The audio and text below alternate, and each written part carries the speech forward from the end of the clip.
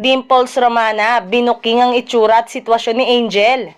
Si Dimples Romana lang yata ang taga-showbiz na nabibigyan ng pagkakataon na makasama si Angel Locsin. Kung ang ibang taga-showbiz, sabik na makabanding si Angel. Si Dimples ay madalas nga raw niyang nagagawa yon.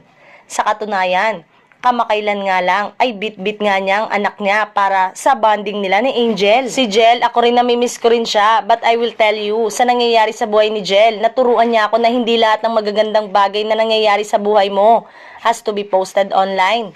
Nakita ko ang value na tinuro sa akin ni Jel, na happy siya. I get to see her anytime. She just doesn't hold her phone. She doesn't reply to anybody. Kasi she has detoxified herself from social media.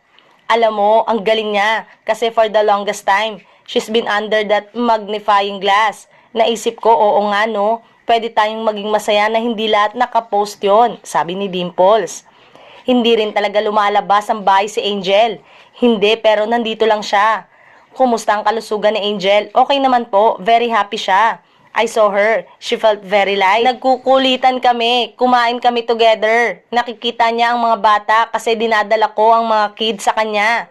I'm very happy how she's doing her life because she's showing a lot of people na okay, we make choices and this is my choice.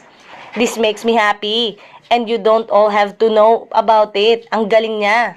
So ako rin, natutunan ko rin na part of my family life. I don't post online anymore kasi feeling ko bugbog na ang mga pangyayari sa amin na ang dami na nilang alam tungkol sa pamilya ko, sabi pa rin ni Dimples. Kapag magkasama raw sila ni Angel, wala silang ibang pinag-uusapan kundi ang mga anak niya at walang tungkol sa showbiz o social media. At bilib na bilib nga si Dimples kay Angel, lalo na raw sa look nito ngayon. Ang ganda ng effect sa kanya. Pag nakita mo siya, maaliwalas ang mukha niya, ang ganda-ganda niya, sabi pa ni Dimples.